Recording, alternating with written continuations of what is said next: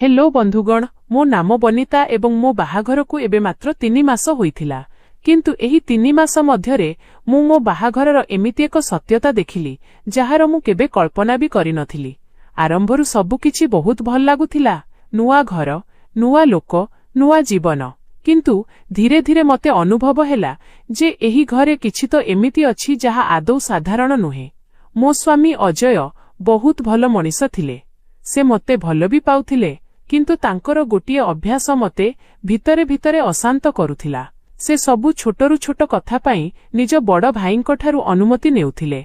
चाहे मते किछि जिनिस आनी देबा हेउ बा घरर कोनोसी निष्पत्ति नेबा हेउ, तांकर गोटिए उत्तर हेउथिला जे भाईंकु पचारि कहिबी। प्रथमे तो मते लागिला जे बोध हुए एहा तांकर बड़ भाईंक प्रति थिबा सम्मान, किंतु जेतेबेले एहा सबु कथारे हेबाकु लागिला मते अजब लागिला। दिने मु तांकु पचारिली जे आपण सबु कथारे निज भाईंकु काहींकी पचारंती। सेतेबेले से जेउ उत्तर देले ताहा मो मनरे एक कौतूहल सृष्टि कला। से कहिले जे एही घरर सबु दायित्व एवं संपत्ति तांको बड़ भाई राजेशंक नामरे अछि एवं से ही एही घरर प्रकृत मालिक। एहा सुनी मु टिके आश्चर्य हेली, किंतु अधिक किछि कहिली नाही। धीरे धीरे मते जणा पड़िला जे राजेश ही एही घरकु संभाळिछंती। से निज दमरे एते बड़ कंपानी ठिया करिछंती एवं अजय सेही कंपानी रे काम करंती। अर्थात एहार सीधा सळख माने थिला जे एही घरे असल शक्ति राजेशंक हातरे थिला। राजेशंक बयस 35 वर्ष थिला, किंतु से एपर्यंत बाहा होई नथिले। एही कथा मते सबुठारु अजब लागुथिला, कारण एते सफल एवं बुद्धिमान मनिष जनक एका रहिबा केउठी ना केउठी किछि लुचाउथिला। मो सासु प्रायतः कहुथिले जे बोध हुए मोर एवं अजयंक जोड़ी देखि राजेशंकर भी बाहा हेबाकु मन होइजिबो। तेणु मु मध्य अनेक थर तांको सह बाहाघर विषय कथा हेबाकु चेष्टा कली, किंतु से प्रतिथर कथाकु एड़ाई देउथिले। तांको आखिरे एक अजब गभीरता थिला, जेमिति से किछि लुचाउछंती किंबा कोनोसी पुरुणा कष्टरे जीउछंती। समय बीतिबाकु लागिला एवं मु एही घरे संपूर्ण भावे मिसी जाइथिली, किंतु कामर बोझ दिनकु दिन बढ़िबारे लागिथिला। घरे चाकराणी थिबा सत्वे सबु काम मो द्वारा ही करा जाउथिला। सासुंको कहिबा कथा थिला जे बहु हातर स्वाद ही असल होइथाए, तेणु मते सबु किछि करिबा उचित। दिने मु एते थकी गली जे मु सासुंकु कहिदेली जे मो द्वारा एते काम हेउ नाही, किंतु से मो कथाकु हालुकारे नेई मते बुझाई देले जे एहा सबु तो जणे नारीर दायित्व। सेदिन मते बहुत खराप लागिला, किंतु मु चुप रहिबा ही श्रेयस्कर मणिली। एही समयरे राजेशंक देह खराप होइगला।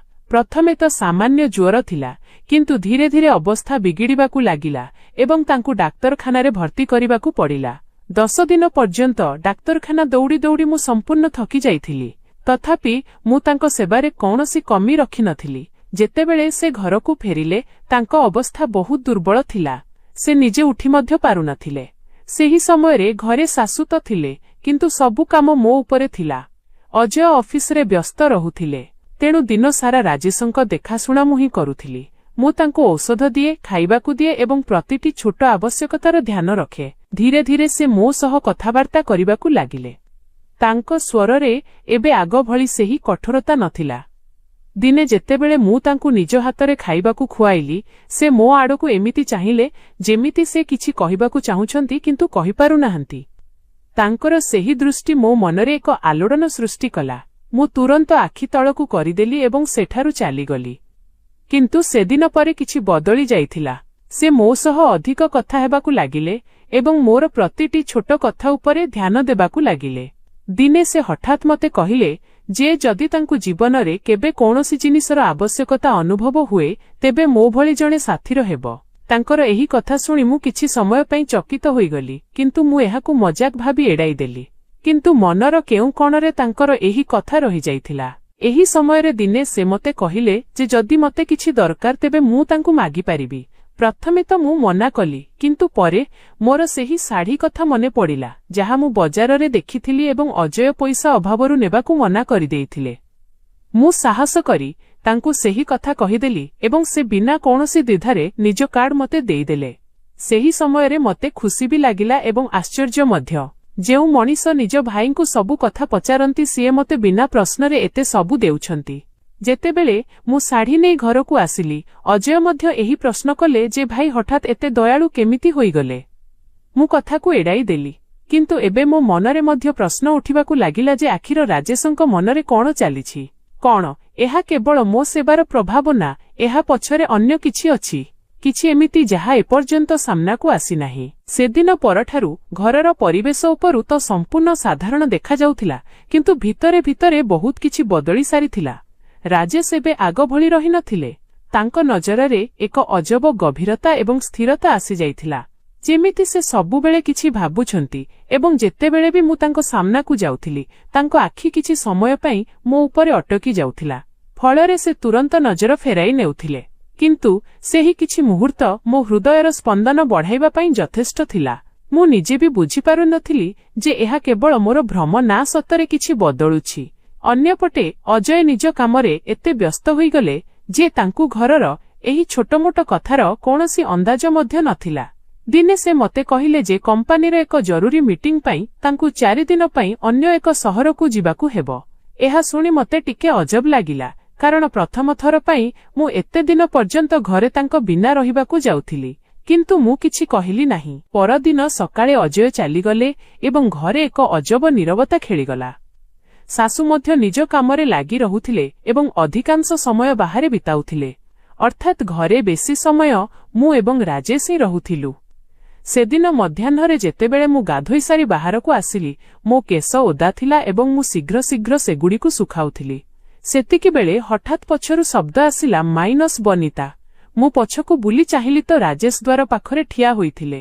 ତାଙ୍କ ନଜର କିଛି ସମୟ ପାଇଁ ମୋ ଉପରେ ଅଟକିଗଲା ଏବଂ ତାପରେ ସେ ଧୀରେ କହିଲେ, ମୋତେ ଜଳଖିଆ ଦରକାର। ତାଙ୍କ ସ୍ୱରରେ ଏକ ଅଲଗା କୋମଳତା ଥିଲା ଯାହା ମୁଁ ପୂର୍ବରୁ କେବେ ଅନୁଭବ କରିନଥିଲି। ମୁଁ ତୁରନ୍ତ ରୋଷେଇ ଘରକୁ ଚାଲିଗଲି, କିନ୍ତୁ ମୋ ଛାତିର ସ୍ପନ୍ଦନ ଏବେ ବି ଜୋରରେ ହେଉଥିଲା। ମୁଁ ଶୀଘ୍ର ଶୀଘ୍ର ଜଳଖିଆ ପ୍ରସ୍ତୁତ କଲି ଏବଂ ତାଙ୍କୁ ନେଇଗଲି। ଯେତେବେଳେ ସେ ଖାଇବାକୁ ଲାଗିଲେ, ସେ ମୋ ଆଡ଼କୁ ଚାହିଁ କହିଲେ, ତୁମ ହାତର ସ୍ୱାଦ କିଛି ଅଲଗା ହିଁ ଅଛି ଏବଂ ତାପରେ ହସିବାକୁ ଲାଗିଲେ। ତାଙ୍କ ହସରେ ଏକ ଅଜବ ଶାନ୍ତି ଥିଲା, କିନ୍ତୁ ସେହି ଶାନ୍ତି ପଛରେ କିଛି ଏମିତି ବି ଥିଲା ଯାହା ମୋତେ ବିଚଳିତ କରୁଥିଲା।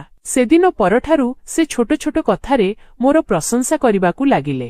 କେବେ କହୁଥିଲେ ଯେ ମୁଁ ଏହି ଘରକୁ ଆସିବା ପରେ ଘରର ପରିବେଶ ବଦଳି ଯାଇଛି, ତ କେବେ କହୁଥିଲେ ଯେ ମୋ ଉପସ୍ଥିତିରେ ତାଙ୍କୁ ଶାନ୍ତି ମିଳେ।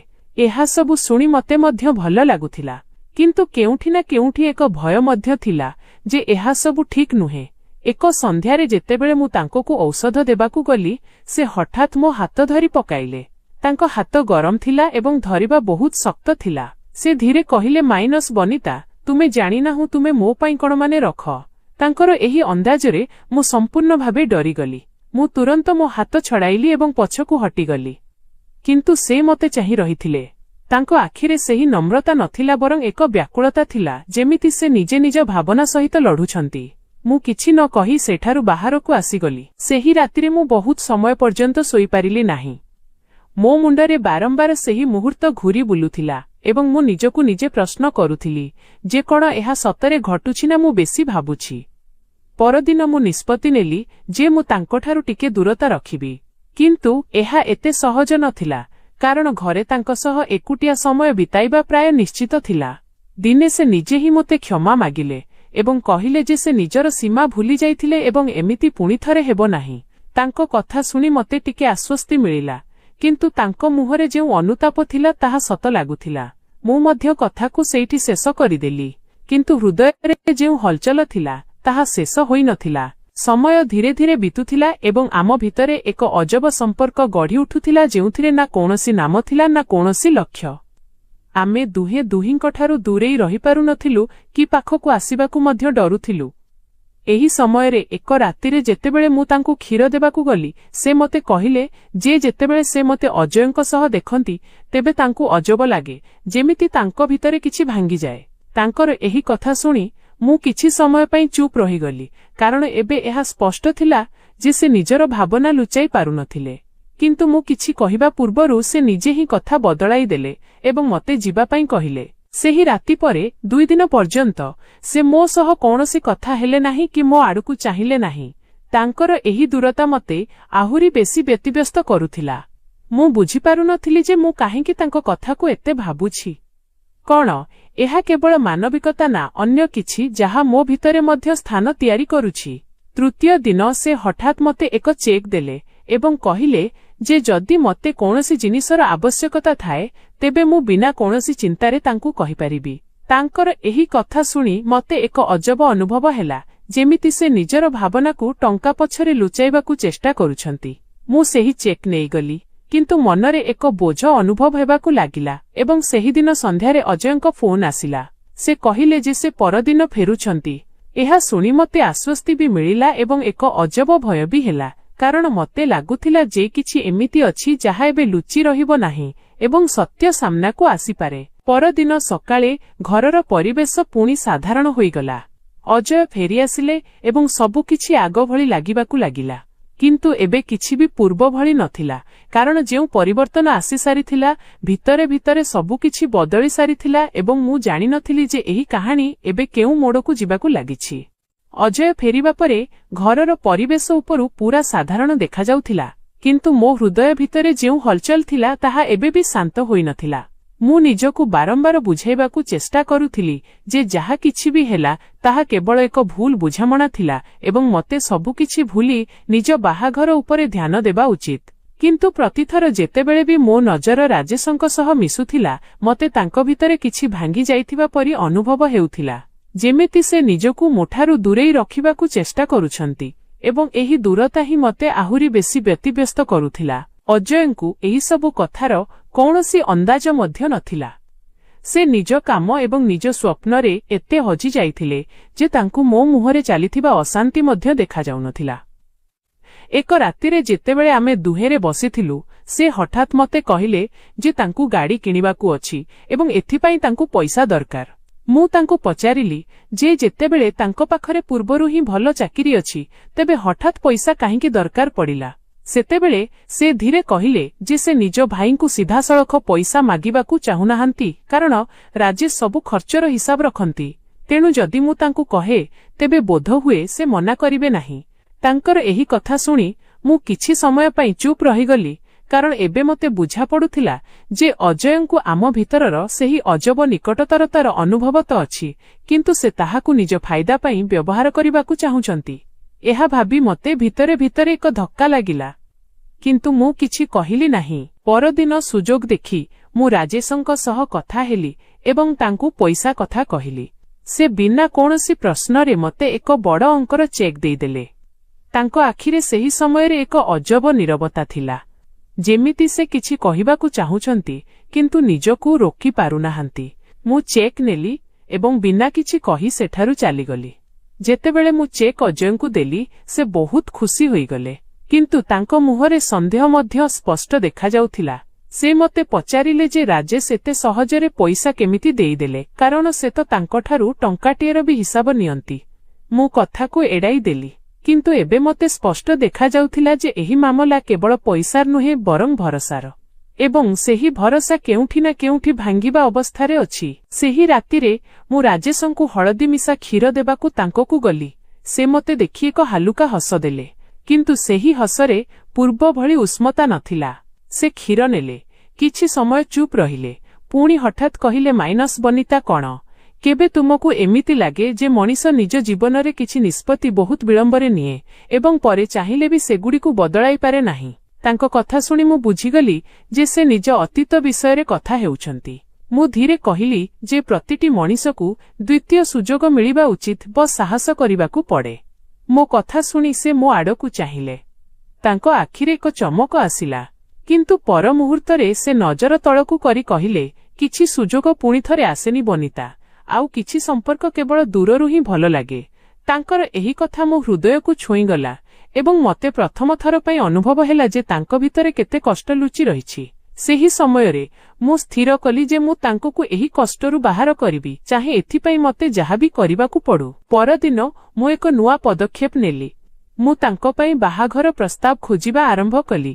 ପ୍ରଥମେ ତ ମୋତେ ଅଜବ ଲାଗିଲା, କିନ୍ତୁ ଧୀରେ ଧୀରେ ଏହା ମୋର ଲକ୍ଷ୍ୟ ପାଲଟିଗଲା। ମୁଁ ଚାହୁଁଥିଲି ଯେ ସେ ନିଜ ଜୀବନରେ ଆଗକୁ ବଢ଼ନ୍ତୁ ଏବଂ ଏମିତି ଜଣେ ମଣିଷକୁ ପାଆନ୍ତୁ ଯିଏ ତାଙ୍କକୁ ସତରେ ଖୁସି ରଖିପାରିବ। କିଛି ଦିନ ମଧ୍ୟରେ ମୋତେ 4ଟି ଭଲ ପ୍ରସ୍ତାବ ମିଳିଲା ଏବଂ ମୁଁ ଏହି କଥା ରାଜେଶ ଏବଂ ଅଜୟ ଦୁହିଁଙ୍କ ସାମ୍ନାରେ ରଖିଲି। ଅଜୟ ଏହା ଶୁଣି ବହୁତ ଖୁସି ହେଲେ, କିନ୍ତୁ ରାଜେଶ କିଛି ସମୟ ପର୍ଯ୍ୟନ୍ତ ଚୁପ୍ ରହିଲେ। ପରେ ସେ କହିଲେ ଯେ ସେ କୌଣସି ନିଷ୍ପତ୍ତି ନେବା ପୂର୍ବରୁ ସେହି ଝିଅକୁ କିଛି ସମୟ ପର୍ଯ୍ୟନ୍ତ ବୁଝିବାକୁ ଚାହାନ୍ତି। ତାଙ୍କର ଏହି ସର୍ତ୍ତ ଶୁଣି ମୋତେ ଟିକେ ଅଜବ ଲାଗିଲା, କିନ୍ତୁ ମୁଁ କହିଲି, କାରଣ ମୋତେ ଲାଗିଲା ଯେ ଏହା ତାଙ୍କ ପାଇଁ ଜରୁରୀ। କିଛିଦିନ ପରେ ସେହି 4 ଜଣଙ୍କ ମଧ୍ୟରୁ ଜଣେ ଝିଅ ତାଙ୍କୁ ପସନ୍ଦ ଆସିଗଲା ଏବଂ ସେ ତାଙ୍କୁ ଭେଟିବାକୁ ନିଷ୍ପତ୍ତି ନେଲେ। ସେଦିନ ଯେତେବେଳେ ସେ ତାଙ୍କୁ ଭେଟିବାକୁ ଯାଉଥିଲେ, ମୁଁ ତାଙ୍କ ଆଖିରେ ଏକ ଅଜବ ଭୟ ଦେଖିଲି, ଯେମିତି ସେ କୌଣସି ପୁରୁଣା କ୍ଷତକୁ ପୁଣିଥରେ ଛୁଇଁବାକୁ ଯାଉଛନ୍ତି। କିନ୍ତୁ ସାଙ୍ଗରେ ଏକ ଆଶା ମଧ୍ୟ ଥିଲା, ବୋଧହୁଏ ଏଥର ସବୁ ଠିକ୍ ହୋଇଯିବ। ସମୟ ଧୀରେ ଧୀରେ ଆଗକୁ ବଢ଼ିଲା ଏବଂ ପ୍ରାୟ 20 ଦିନ ପର୍ଯ୍ୟନ୍ତ ସେ ସେହି ଝିଅକୁ ଭେଟୁଥିଲେ, ତାଙ୍କୁ ବୁଝୁଥିଲେ ଏବଂ ପୁଣି ଦିନେ ସେ ସମସ୍ତଙ୍କ ସାମ୍ନାରେ ଏହା କହିଲେ ଯେ ସେ ବାହାଘର ପାଇଁ ପ୍ରସ୍ତୁତ ଅଛନ୍ତି। ଏହା ଶୁଣି ଘରେ ଖୁସିର ଲହର ଖେଳିଗଲା। ଶାଶୁଙ୍କ ଆଖିରେ ଲୁହ ଥିଲା ଏବଂ ଅଜୟ ମଧ୍ୟ ବହୁତ ଖୁସି ଥିଲେ। କିନ୍ତୁ ସେହି ସମୟରେ ମୋ ହୃଦୟରେ ଏକ ଅଜବ ଶୂନ୍ୟତା ଥିଲା, ଯାହାକୁ ମୁଁ ନିଜେ ବି ବୁଝିପାରୁନଥିଲି। ମୋତେ ଖୁସି ହେବା ଉଚିତ କାରଣ ମୋର ଲକ୍ଷ୍ୟ ପୂରଣ ହୋଇଥିଲା, କିନ୍ତୁ ତଥାପି ମୋ ହୃଦୟର କେଉଁ କୋଣରେ ଏକ ହାଲୁକା କଷ୍ଟ ଥିଲା। ବୋଧହୁଏ ଏଥିପାଇଁ କାରଣ ଏହି ଯାତ୍ରାରେ ମୁଁ ନିଜେ ବି ବଦଳି ଯାଇଥିଲି ଏବଂ ଏହି ପରିବର୍ତ୍ତନ ଏବେ ମୋ ଭିତରେ ସବୁଦିନ ପାଇଁ ରହିଯାଇଥିଲା। ବାହାଘର ପ୍ରସ୍ତୁତି ଆରମ୍ଭ ହୋଇଗଲା ଏବଂ ଘର ପୁଣି ରୋନକରେ ଭରିଗଲା। ଚାରିଆଡ଼େ ଖୁସିର ପରିବେଶ ଥିଲା, କିନ୍ତୁ ଏହି ଖୁସି ପଛରେ ଯେଉଁ ସତ୍ୟତା ଥିଲା ତାହା କେବଳ ମୁଁ ଏବଂ ରାଜେଶ ହିଁ ଜାଣିଥିଲୁ। ଆମେ କେବେ ସେହି ବିଷୟରେ କଥା ହେଲୁ ନାହିଁ, କିନ୍ତୁ ଆମର ନୀରବତା ହିଁ ସବୁକିଛି ବୟାନ କରିଦେଉଥିଲା। ବାହାଘର ଦିନ ଯେତେବେଳେ ମୁଁ ରାଜେଶଙ୍କୁ ବର ବେଶରେ ଦେଖିଲି, ତାଙ୍କ ମୁହଁରେ ଏକ ଶାନ୍ତି ଥିଲା ଯାହା ମୁଁ ପୂର୍ବରୁ କେବେ ଦେଖିନଥିଲି। ବୋଧହୁଏ ସେ ଶେଷରେ ତାହା ପାଇଯାଇଥିଲେ ଯାହାର ତାଙ୍କୁ ଆବଶ୍ୟକତା ଥିଲା। ରାଜେଶଙ୍କ ବାହାଘର ପରେ ଘରର ପରିବେଶ ସମ୍ପୂର୍ଣ୍ଣ ବଦଳି ଯାଇଥିଲା। ପୂର୍ବରୁ ଯେଉଁଠି ପ୍ରତି ଜିନିଷରେ ଏକ ଅଜବ ନୀରବତା ଏବଂ ଚାପ ଅନୁଭବ ହେଉଥିଲା, ଏବେ ସେଠାରେ ହସଖୁସି ଏବଂ ରୋନକ ଫେରି ଆସିଥିଲା। ତାଙ୍କ ସ୍ତ୍ରୀ ଆସୁ ଆସୁ ଘରକୁ ଏମିତି ସମ୍ଭାଳି ନେଲେ ଯେମିତି ସେ ସବୁବେଳେ ଏହି ଘରର ଅଂଶ ଥିଲେ। ଶାଶୁଙ୍କ ମୁହଁରେ ସନ୍ତୋଷ ସ୍ପଷ୍ଟ ଜଣାପଡୁଥିଲା ଏବଂ ଅଜୟ ମଧ୍ୟ ଏବେ ଆଗ ଅପେକ୍ଷା ଅଧିକ ଶାନ୍ତିରେ ଥିବା ପରି ଜଣାପଡୁଥିଲେ। କିନ୍ତୁ ଏହି ସବୁ ଭିତରେ ମୁଁ ନିଜକୁ ଟିକେ ଅଲଗା ଅନୁଭବ କରୁଥିଲି, ଯେମିତି ଏହି ପୂରା ଯାତ୍ରାରେ ମୁଁ ଯାହା କିଛି ଜିଇଁଥିଲି ତାହା ଭିତରେ ଦବି ଯାଇଛି ଏବଂ ଏବେ ତା ଜାଗାରେ ଏକ ଶୂନ୍ୟତା ଆସିଯାଇଛି। ମୁଁ ନିଜ ଦାୟିତ୍ୱରେ ପୂର୍ବ ଭଳି ଲାଗି ରହିଥିଲି, କିନ୍ତୁ ଏବେ ମୋ ଭିତରେ ପୂର୍ବ ଭଳି ସେହି ବ୍ୟାକୁଳତା ନଥିଲା, ବରଂ ଏକ ଅଜବ ଶାନ୍ତି ଥିଲା, ଯେମିତି ମୁଁ କିଛି ହରାଇ ବହୁତ କିଛି ପାଇଯାଇଛି। ସେ ମୋ ସହ ପୂର୍ବ ଭଳି ଖୋଲାଖୋଲି କଥା ହେଉନଥିଲେ, ନିଜ ସ୍ତ୍ରୀଙ୍କ ସହ ଖୁସିରେ ଥିଲେ ଏବଂ ଏହା ଦେଖି ମୋତେ ସତରେ ଖୁସି ଲାଗୁଥିଲା।